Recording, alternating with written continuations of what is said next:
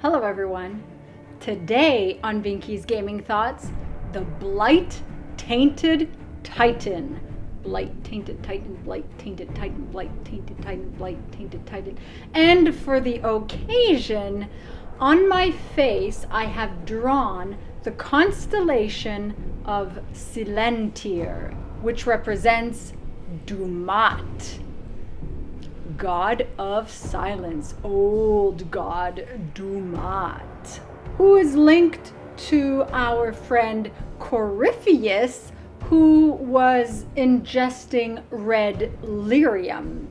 And there's the link. Large crystals of red lyrium protrude out of the ground, hot and angry, impesting fields and caves.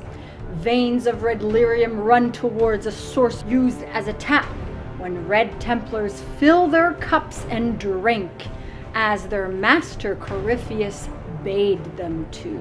Somewhere in Thedas, those red lyrium veins run down into the ground, deep into caves, past the deep roads, and connect to a beating heart of a living creature.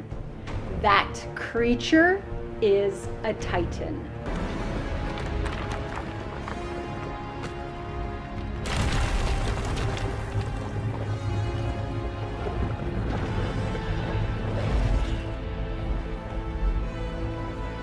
So obviously I'm going to explore some lore and some theories regarding the Blight Tainted Titan. I'm going to theorize how it might have become tainted, which old god or magister might be the cause, might be at fault, or situated where this Blight Tainted Titan is. We learned in Dragon Age Inquisition that lyrium is Titan blood. We also learned that red lyrium has the taint of the blight from Darkspawn. Thank you, Bianca, for that information. This then means that somewhere in Thedas, deep below the deep roads, lives a Blight Tainted Titan. A Titan tainted with the taint of the blight. Like, it's self-explanatory. We first encountered red lyrium in Dragon Age 2 during the Deep Roads expedition. The idol that Hawk and Varric found had been worshipped by dwarves living in an ancient Taig thousands of years prior. That Taig had been cut off from other Taigs even before the arrival of Darkspawn, but chances are that red lyrium appeared only after the arrival of Darkspawn. After finding the idol, we encounter the rock wraiths who feed on red lyrium, and they claim to feast upon the gods. Knight Commander Meredith went crazy from the stuff, and apparently the substance can turn a being into a behemoth. So the illness of the blight occurs at a slower rate if not ingested. Bartrand claimed the idol was singing to him, singing the calling that Grey Wardens hear when they are nearing the end of their life. Because to become a Grey Warden, you must drink Darkspawn blood. So there's obviously Darkspawn blood within that Titan. And if the Wraiths are claiming to feast upon the gods, they are drinking from the gods themselves. The Titan imbued with the essence of the old gods, who are the archdemons tainted by the blight. Definitely not the delicious concoction I came up with alcohol for Darkspawn blood. And when a Grey Warden nears their death, they go a bit cuckoo in the head, which is probably how Corypheus tricked some wardens when he was imprisoned in order to be freed. Of course, Corypheus found red lyrium and used it as part of his ritual. Corypheus, being a Darkspawn, had found lyrium that was more potent and more powerful for him, given he and it both have the taint of the blight. After the breach was created, red lyrium started popping up here and there. What's interesting with red lyrium is that it doesn't need to be mined and it doesn't need to be ingested to affect beings. Though drinking it, well, we saw what it did to Red Templars. We also saw what could happen in the possible future if Corypheus were to succeed. Red lyrium would spread by others ingesting it and becoming it as it would grow out of them. Seekers happen to be immune to red lyrium because during their vigil, they are touched by a spirit of faith. That's why Lord Seeker Lucius force feeds the stuff to the seekers. He forces them to ingest it because they're not affected by just by standing next to it. And it corrupts them from the inside. Now, the location of the ancient primeval Tig is a little bit unknown. We know that when the Magisters entered the Golden City, they were cast back down and scattered. The old gods in their dormant high dragon forms are also scattered across the deep roads. Perhaps one of the Magisters went looking deeper and tainted a Titan, but if the rock wraiths feed on the gods, it's not the darkspawn Magisters, but the gods themselves, the old gods.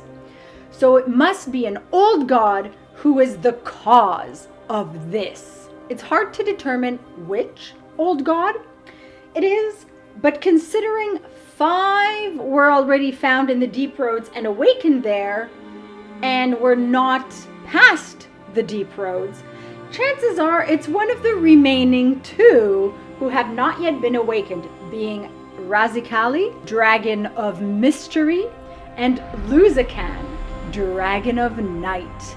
Or perhaps Dirthamen and Falondine, respectively. You know, just putting that out there. This reminds me of my theory of the double blights from 2 years ago. Talk about double 2 years ago. Double meaning 2, twin, the twin gods, the twin Evanurus, Dirthamen and Falondine are twins. Just saying. So here are 2 theories. Pure old god theory is that after the Maker turned his back on these spirits and they became corrupt and he cast them out of the Fade, 1 or 2 of them ended up far below the deep roads and their taint corrupted/infected a Titan. Elven theory is that once Solus locked the Evanurus up in the Fade and he went into a slumber, then they whispered to men claiming to be gods. The city was entered by the Choir of Silence, allowing the Evanurus to escape their prison, but unable to take on their living forms. Their orb essence attached itself to a high dragon where they slept, as Solus slept, to be awakened one by one by the very beings they corrupted, the Darkspawn.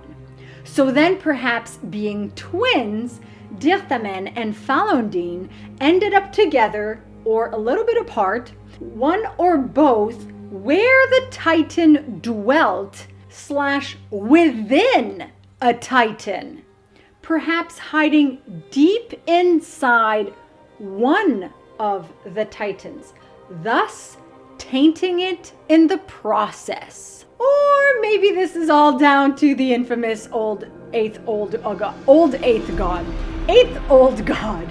Perhaps. So I personally prefer the Elven theory because it does make sense that being unable to take on their actual elven forms, their orbs would latch on to a high dragon.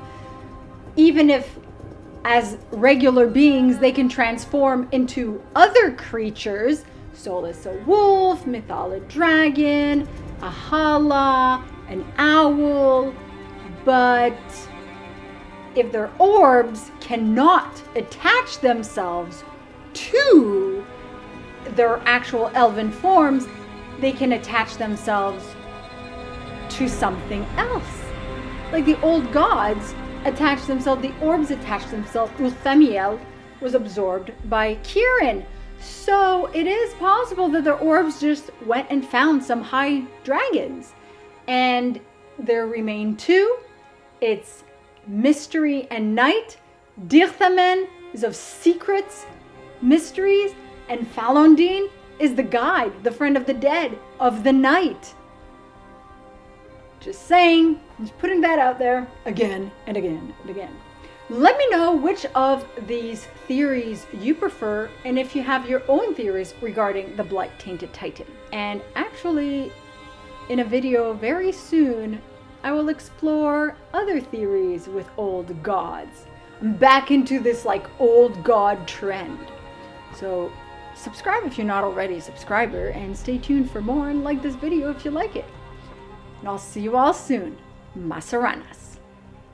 If you're new here and you like my content, be sure to subscribe and hit the bell icon for notifications. Alternately, you can follow my website, binkyproductions.com, where I post everything from all my channels. Be sure to check out some of my other stuff. You can also join in on the fun on Patreon for some random, sporadic, occasional, exclusive content. Otherwise, just liking and sharing, like it if you like it, for the like it if you like it dance, supports this channel and helps people find it. And your continued viewership is very much appreciated. Masaranas.